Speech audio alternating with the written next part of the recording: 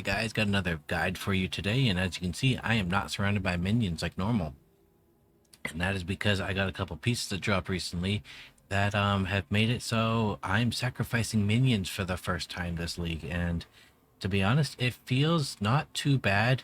If I can ever get the Ring of Mendelin to drop, it will my minions will all come back instantly because that ring is overpowered and I really want it, but it's not dropping for me, so sad face there. But let's hop into the gear first because it'll help make the build make sense after. So, still using Shadow Blight. So this makes it so you get the 6 seconds of 99% increased damage from Shadow Blight.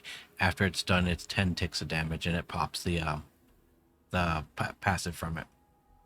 This makes it so Bone Prison will spawn a pool of Blight beneath the feet. So whenever I pop Bone Prison, it has a nice big old pool of Blight in the middle and everything's trapped inside. And that's an integral part. The other integral part is Blight now pulls everything. It AoE sucks them into a small little like glob of mobs, and then you spawn your Bone Prison on top. So you would throw your Blight out, put your Bone Prison on top, and there's just a bunch of Blight going on to them for free, and they can't escape. Unless they're one of the mobs that can teleport. Those ones can escape. This is still just armor so I can stay alive because it is world tier 4. This makes it so the corpse explosions now spawn a little like looks like a ghostly skeleton that just runs at a random enemy and explodes and does the corpse explosion puddle of shadow damage. And if they're all stacked up inside of Blight plus Bone Prison's Blight, which Bone Prison's Blight, where was it? It deals 95% bonus damage to Blight. That's huge. So that plus regular Blight, plus you're going to be spawning your corpses from corpse explosion, and those ones are going to be spawning on the mobs. They're just going to charge to a random one that's literally right next to them, so they're going to instantly explode as well. But if your Bone Prison's on cooldown and you have your Golem here tanking, you can be spawning your corpses from, it doesn't matter whether they're next to someone or not. If the corpse is here and the mobs are over here, you spawn it here and he's just going to run over there and he's going to blow up and he's going to just make a puddle under their feet. So it makes it a lot better. So it definitely helped this build a lot. The reason I'm using the Golem I am is because of this piece that dropped a couple days ago that gives me just under 9,000 thorns, which gives my Golem just under 3,000 thorns. So whenever they're hitting him, because he taunts them, they take a bunch of damage for free. It's a good quality of life. I know thorns on Necromancers is not even remotely close to what it is on Barbarians, but it has helped a lot. Whenever I was in World Tier 3, they would just, like, any white mobs would just one-shot themselves, hitting me or my minions. This makes it so whenever you have a barrier, you get a 10% chance to ignore damage from ranged mobs. So one of those skeletal archers like to sit off on the side, they have a chance. You have a chance to just ignore their damage. It's kind of nice. And you get your barrier from Bone Storm. So whenever you do pop Bone Storm, think of it like your Blood Mist. It's if you get swarmed by a bunch of mobs, pop Bone Storm, and you're probably not gonna die unless you are gonna die anyways. This is another Shadow Blight one, so that every time the passive deals damage, it stacks by 30% up to 5 times. So every time Shadow Blight, the Shadow Blight passive itself. So not the bonus one that we got from over here, but this is the actual Shadow Blight passive, which you'll see at the end of the talent tree. That one's going to stack its damage higher and higher and higher. And since you're just constantly putting out shadow damage apply Shadow Blight, so it's going to stay up almost permanently as long as you just continuously kill.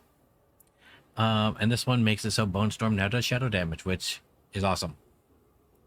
Book of the Dead, we have Sacrifice the Reapers for 15% increased shadow damage, Sacrifice the Cold Mages so that we can get 15% increased vulnerability damage, and we are of course using Mr. Bone Golem with the taunt and increase of thorns because of that chest piece that I'm wearing. So let's go over here and let's make it big.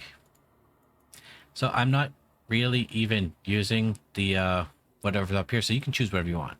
I just chose Reap because I was on Decompose for so long I decided to get a different purple skill. That's about it. Blight, and you still want Supernatural Blight for the 15% increased damage. Hued Flesh because we need corpses to explode. Corpse Explosion with Blighted Corpse Explosion because shadow damage puddles are amazing. And Bone Prison, as you saw earlier. So we're grabbing this one, and we're taking Ghastly Bone Prison so that we make them vulnerable. So we get to increase vulnerability damage from sacrificing the mages. Vulnerable just makes them take more damage in general, so we're getting stacked on top of that. And this is our easy way to make them vulnerable. Grim Harvest, so we can get our essence back, so we can spam more blights. And Fueled by Death, so we can get 9% increased damage for 6 seconds every time we pop a Corpse Explosion. So whenever you're in a big fight, you're just going to constantly have 9% increased damage. This one is going to give you 6% increased damage and take 9% less damage from anything in melee range. It definitely helps in World Tier 4 because mobs hit quite a bit harder than they did in 3. And I took Decrepify with Abhorrent Decrepify for the cooldown reduction so that we can get our Bone Prison back up faster. You want the entire Shadow Tree cluster here. It's just so much shadow damage, and shadow, like this one can stun them for 3 seconds. Movement speed, because we don't have any movement abilities on Necromancer. I think when they were dishing out movement speed abilities, they gave them out to everybody else. They went Necromancers. Yeah, they got minions. They're fine. So yeah. They didn't give us any. That sucks. Golem Mastery, because we do have a Golem. Standalone, because damage reduction, so we can stay alive a little better.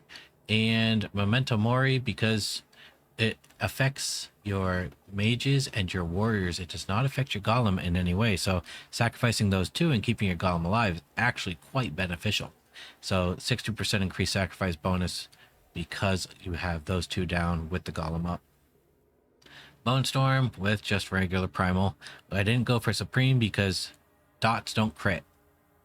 It sucks, but dots don't crit. At least not that I've ever seen, and I've looked at different forum posts and I've never seen anyone being able to confirm that they've seen a dot crit. I heard bleeds have crit, but I've never heard of a dot from a Necromancer critting. So sad times there, but hopefully in the future we'll get some kind of crit on dots. That'd be kind of cool. And then Shadow Blight, because it literally just procs free damage. So you're going to do 10% increased bonus damage with Shadow Blight, and shadow damage gives Shadow Blight for 2 seconds. So if you do any kind of shadow damage to a mob, they're going to get Shadow Blight on them for 2 seconds.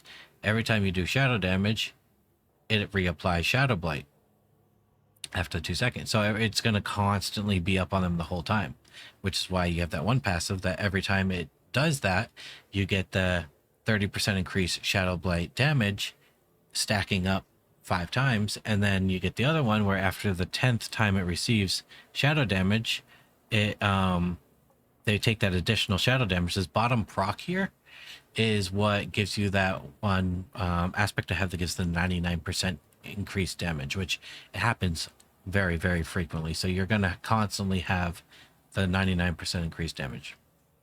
Paragon, I'm level 64 doing World Tier 4 stuff, so I mean that should show you how good this build is. But just go up through your normal tree, get up so you can get up to second tree, which is Wither. Wither gives you your shadow damage. Wither is insane for shadow builds, and if you're running any kind of shadow build, your second tree should be Wither. Now later on down the road, you're going to want to make this a further tree, but for now you want it as your first tree, and then whenever you connect your third and fourth tree, eventually I would make the Wither on the fourth tree. Whenever you can finally reach it on the fourth tree, then I would unspec all the points, which hopefully everyone's asking for, so hopefully we'll eventually get something where you can like control click the gate node, and it'll pop up saying like, do you sure you want to refund all the points? That would just be a quality of life that'd be great, because right now you have to right click every single one of them and go back through and refund the entirety of everything. It's a nightmare. But in here I did grab this one for more max life. I grabbed this one for more damage reduction and more shadow resist. Up here I grabbed this shadow damage over time plus shadow damage, and then the shadow damage over time nodes around it. And I will continue up to here for more shadow damage plus the 10 int. Connect a board up, and not sure which board I'm going to go with. If I can get that ring, it's going to be the minion board that I had before. So that will be for that. So there is your skills. There is your gear. This is a fresh dungeon. I just walked in here. I'd already cleared another dungeon doing a recording for this earlier, but it didn't work out. So let me go show you this now. But before I do that, actually, y'all have been blowing up my last video. It is now over 12,000 views. I didn't expect it to get more than 12 views. So holy crap to you guys. That is insane. I love you so much for that. Thanks to everybody who subscribed. I literally am a dude who just does this after work on the weekends whenever my wife allows me to play. And I just really enjoy making builds, and I thought, hey, why not share them, because other people might like them. And the reception has been insane, and I just thank you guys so much for even giving me the time of day to watch the videos and everything. It's just unbelievable to me that people actually tuned in and watched something that I made. So thank you so much for that. But let's go kill some mobs. So remember, the combo is shoot out Blight, put them in prison, start blowing up all their corpses. That's our goal right now. Let's go find a mob or two. That's only a couple. So put them in there. Oh shoot, press the wrong button. Well, we'll just let Bone Storm kill him. See, yeah, Bone Storm does a lot of damage. Can we get more mobs than just that?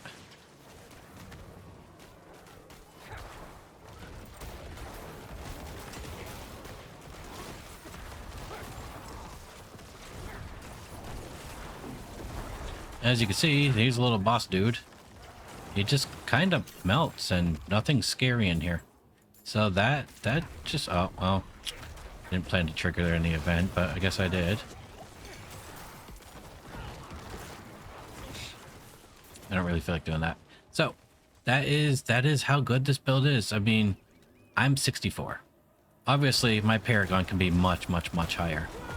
And it will be in the future, but this is just absolutely insane that this is the kind of damage you can do at level 64.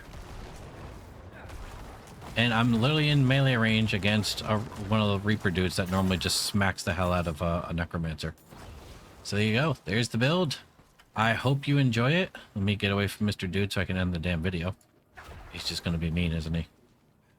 Oh wait, I can put him in prison and then pour it out. Hey, come here. Go in prison. Thank you. Oh, Jesus Christ. All right, well, I'll clear the rest of this dungeon, and I hope you guys enjoyed the video. And if you did, please give it a like. If you feel like being cool, give it a subscribe. And I hope you guys enjoy this, because this is absolutely insane. Again, if I can get that ring, minions are coming back. Don't you worry about that, because I love me some minions. So yeah, give it a try, and I hope to see you guys in a future video. Bye.